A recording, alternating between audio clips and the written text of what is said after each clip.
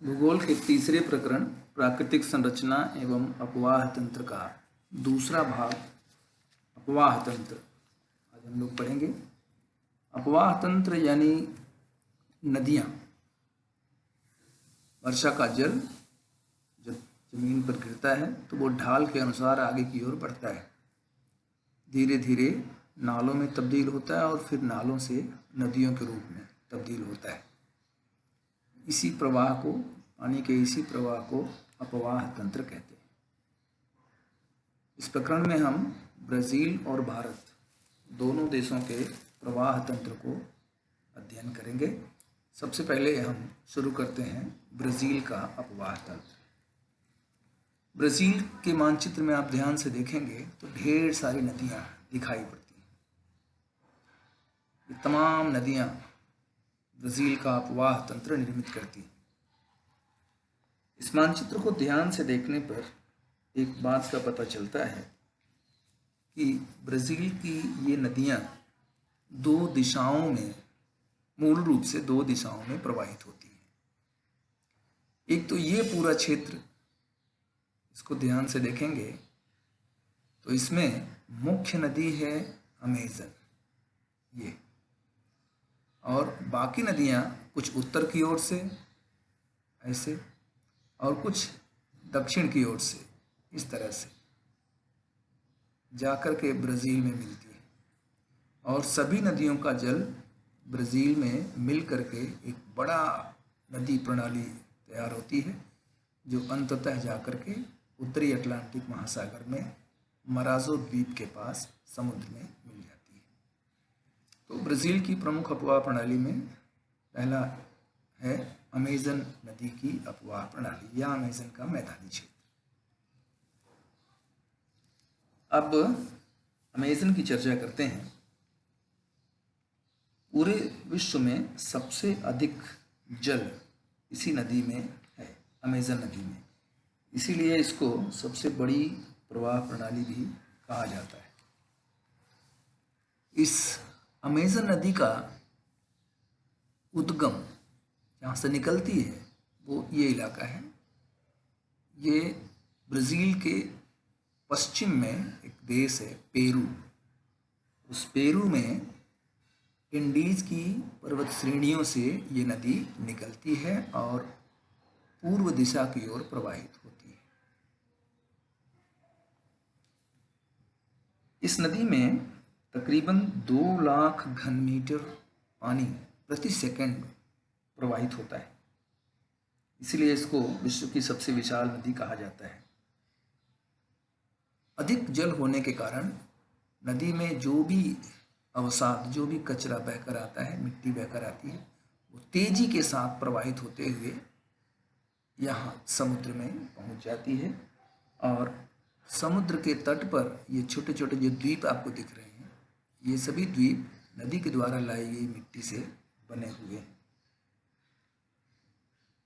अधिकांशतः नदियों के मुहानों पर वितरिकाएं होती हैं, यानी छोटी छोटी शाखाओं में नदी टूट करके समुद्र में जाकर मिलती है।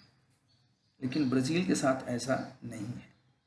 यहाँ तटीय भाग पर ढेर सारा अवसाद जमा हो जाता है, जिससे छोटे छोटे द्वीपों का निर्माण हो जाता है। यहाँ समुद्र के पास जब नदी समुद्र में मिलने को होती है तो इस नदी की चौड़ाई तकरीबन 150 किलोमीटर है, जो कि बहुत ज़्यादा है। इस अमेज़न नदी का ज़्यादातर हिस्सा नौवहन के योग्य है, यानी नौकाएं चल सकती हैं, काफ़ी बड़ा हिस्सा। दूसरी नदी प्रणाली है ब्राज़ील की पराग्वे और पराना। ये आप देख रहे हैं पराग्वे नदी और ये पराना नदी। अब इन दोनों नदियों का उद्गम स्थल ये इलाका है, इसको कहते हैं ब्राज़ील का पठार। ब्राज़ील के पठारी भाग से नदियाँ निकलती हैं और पश्चिम और दक्षिण दिशा में प्रवाहित होती हैं। ये नदियों की खास बात है। ये नदियाँ ब्राज़ील में कम दूरी तय करती हैं और ब्राज़ील के दक्षिण पश्चिम में स्थित देश अर्जेंटीना में काफ़ी लंबी दूरी ये दोनों नदियाँ तय करती हैं। इन नदियों को जल की आपूर्ति इसी ब्राज़ील के पठार से होती है। तीसरी नदी प्रणाली है सौ फ्रांसिस्को नदी की। आप देख रहे हैं ये नदी भी ब्राज़ील के पठार से ही निकलती है, लेकिन इसकी प्रवाह दिशा उत्तर और बाद में पूर्व हो जाती है। अच्छी बात यह है कि इस नदी का पूरा प्रवाह क्षेत्र केवल ब्राज़ील देश में ही पड़ता है। तकरीबन 1000 किलोमीटर की दूरी तय करके ये नदी आकर दक्षिणी अटलांटिक महासागर में समुद्र से मिल जाती है। इस नदी में केवल 250 किलोमीटर, लगभग इतना एरिया नौवहन के योग्य है। शेष क्षेत्र में ब्राज़ील का कगार और ब्राज़ील का पठारी भाग है, जिस पर नौका संचालन नहीं हो सकता। चौथी ब्राज़ील की प्रमुख नदियां हैं तटीय क्षेत्रों की नदियां, जो बिल्कुल तटों पर हैं। यहाँ पर छोटी छोटी नदियां हैं, आप यहाँ देख सकते हैं। ये देखिए एक छोटी नदी है, फिर ये जेक्विंटिनो नदी है, फिर पुरागुआको रिवर है, फिर ये पैरानोवा नदी है, फिर इटापैकुल रिवर है। ये सब नदियाँ तटवर्ती नदियाँ हैं। ये छोटी नदियाँ हैं, इनकी लंबाई कम है, लेकिन खूब पर्याप्त जल इसमें रहता है। और ये ब्राज़ील के ऐसे इलाकों से बहती हैं जहाँ खूब आबादी है, खूब जनसंख्या है। इसलिए इन नदियों के मिलने वाले पानी से ब्राज़ील के लोगों को जल की आपूर्ति होती है। इसके बाद हम भारत की नदी प्रणाली की चर्चा करेंगे, भारत के नदियों की चर्चा करेंगे। मानचित्र आपके सामने है भारत का, इसको ध्यान से देखिए नदियों के बारे में। भारत में नदियों का उद्गम स्थल दो स्थान है, दो जगहों से नदियां निकलती हैं। पहला तो ये जो हिमालय का क्षेत्र दिख रहा है आपको, इस इलाके से नदियों का उद्गम होता है। और दूसरा ये जो प्रायद्वीपीय भारत है, इन इलाकों से नदियों का उद्गम होता है। इस आधार पर भारत के अपवाह तंत्र को हम दो भागों में बांट सकते हैं। पहला हिमालय से निकलने वाली नदियाँ, और दूसरा दक्षिणी प्रायद्वीपीय पठारी भाग से निकलने वाली नदियाँ। हिमालय से निकलने वाली नदियाँ ये आपको दिख रही हैं। ये नदियाँ दो क्रम में बहती हैं, दो अलग अलग दिशाओं में बहती हैं। एक हिमालय से निकलकर इधर पश्चिम की ओर बहने वाली नदियाँ, ये आप देख रहे हैं, सिंधु, रावी, सतलज, झेलम, ये नदियाँ। और दूसरा हिमालय से ही निकल करके पहले दक्षिण में और बाद में पूर्व की ओर बहने वाली नदियाँ, ये यमुना, गंगा, गोमती, शारदा, घाघरा, गंडक, इस तरह से। तो पहले हम चर्चा करते हैं हिमालय से निकलकर पश्चिम की ओर बहने वाले नदियों की। इसमें सबसे प्रमुख नदी है सतलज नदी, सिंधु नदी। ये देखिए, ये यहाँ से इसका उद्गम हो रहा है। ये स्थान पड़ता है तिब्बत में, चीन में। यहाँ एक छोटा सा पानी का स्रोता है जिसको कहते हैं शेंगे खबाब। वहाँ से ये नदी उद्गमित होती है और उत्तर और पश्चिम दिशा में प्रवाहित होती है। भारत में जम्मू कश्मीर राज्य में प्रवेश करती है और उत्तर दिशा में प्रवाहित होती हुई जम्मू कश्मीर के एकदम उत्तरी हिस्से में गिलगिट के पास जाकर ये नदी पाकिस्तान में प्रवेश करती है और दक्षिण दिशा की तरफ बहना शुरू हो जाती है, और फिर पाकिस्तान के बीचों बीच ऐसे प्रवाहित होते हुए ये नदी अंत में आकर कराची के पास अरब सागर में मिल जाती है। सिंध नदी की सहायक नदियों में चिनाब, रावी, ब्यास, सतलज और ये झेलम, ये नदियाँ इसकी सहायक नदियाँ हैं।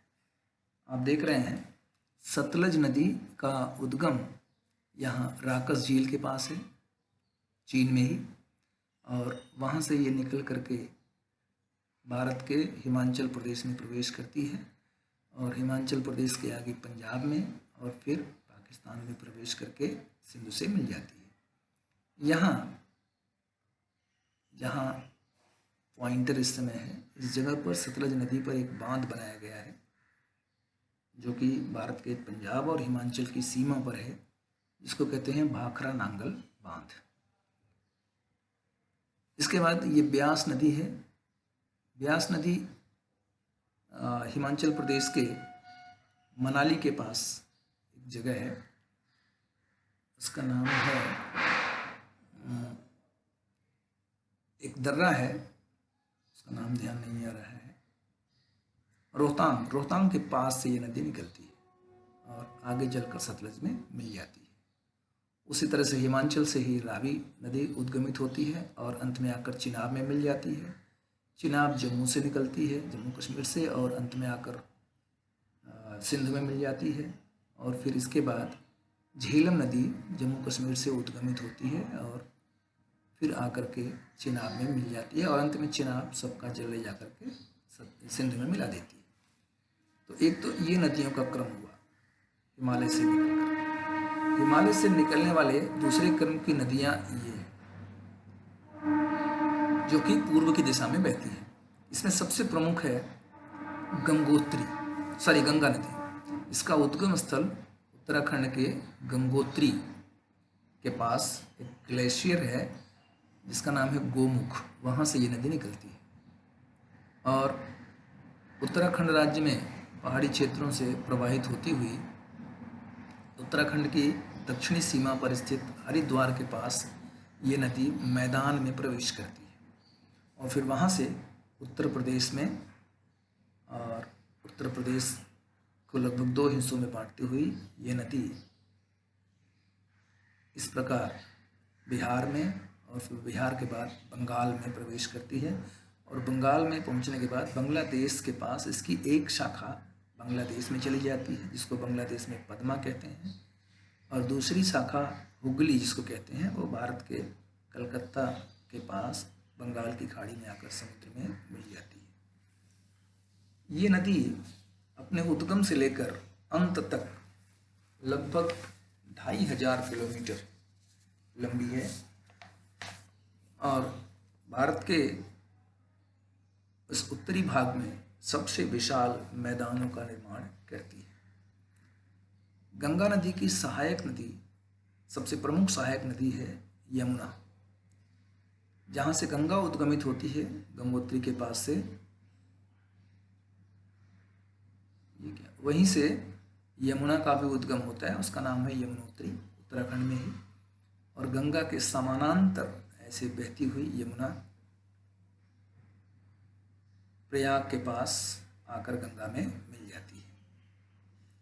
यहाँ यमुना नदी की सहायक नदियों में चंबल, सिंध, बेतवा, केन, ये चंबल, सिंध, बेतवा और केन, ये चारों नदियाँ उद्गमित होती हैं पठारी भाग से, लेकिन इनकी प्रवाह दिशा उत्तर और बाद में पूर्व की ओर हो जाती है जो कि यमुना में जाकर मिल जाती है। दक्षिण से ही यमुना में मिलने वाली एक और प्रमुख नदी है सोन नदी। सोन नदी यहाँ अमरकंटक से उद्गमित होती है और शुरू में उत्तर दिशा में प्रवाहित होती है और बाद में फिर पूर्व दिशा में प्रवाहित होती हुई पटना के पास जाकर गंगा में मिल जाती है। उत्तर की ओर से आने वाली सहायक नदियों में गोमती, शारदा, घाघरा, गंडक और कोसी ये प्रमुख है।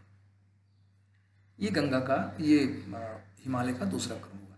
हिमालय से ही एक और नदी निकलती है जिसका बहुत कम हिस्सा भारत में पड़ता है, लेकिन काफ़ी विशाल नदी है, जिसको चीन में कहते हैं त्सांगपो, और जब भारत में प्रवेश करती है तो इसको कहते हैं ब्रह्मपुत्र। ये मानसरोवर झील जो चीन में स्थित है वहाँ से उद्गमित होती है और हिमालय के उस पार से प्रवाहित होती हुई पूर्व की दिशा में ऐसे फिर यहाँ अरुणाचल प्रदेश के पास नामचा बरवा शिखर है, उसके पास ये दक्षिण दिशा में मुड़ जाती है और और भारत में प्रवेश करती है, भारत के अरुणाचल प्रदेश में, वहाँ इसको दिहांग कहते हैं।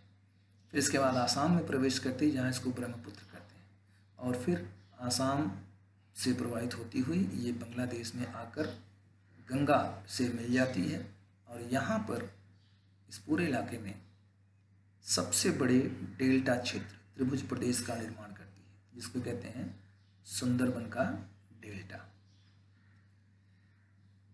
इसके बाद हम चर्चा करेंगे उन नदियों की जो पठारी भाग से निकल करके बंगाल की खाड़ी या अरब सागर में जाकर मिलती हैं। तो पहले चर्चा करते हैं पठार से निकलकर अरब सागर में मिलने वाली नदियाँ। इसमें दो प्रमुख नदी है, एक नर्मदा और दूसरा तापी। नर्मदा नदी का उद्गम भी अमरकंटक से है, जहाँ से सोन नदी निकल रही थी। वहीं से ये नदी निकलकर पश्चिम दिशा में प्रवाहित होती है और भारत के मध्य प्रदेश, थोड़ा सा महाराष्ट्र और फिर गुजरात राज्य में प्रवेश करती हुई यहाँ अरब सागर में आकर सूरत के पास समुद्र से मिल जाती है। दूसरी नदी है तापी, जो मुल्ताई लेक से निकलती है और पश्चिम दिशा में प्रवाहित होती हुई नर्मदा के समानांतर गुजरात में आकर समुद्र से मिल जाती है। इसके अलावा और छोटी छोटी नदियां हैं जो इस तट पर हैं। यहाँ आप देख सकते हैं ये नदी, ये बहुत छोटी नदियां हैं, इनका बहुत ज़्यादा महत्व नहीं है। इस पूरे पठारी भाग का सामान्य ढाल अगर आप देखेंगे तो वो पूर्व की ओर है, इसलिए अधिकांश नदियां निकलकर पूर्व में बहती हैं।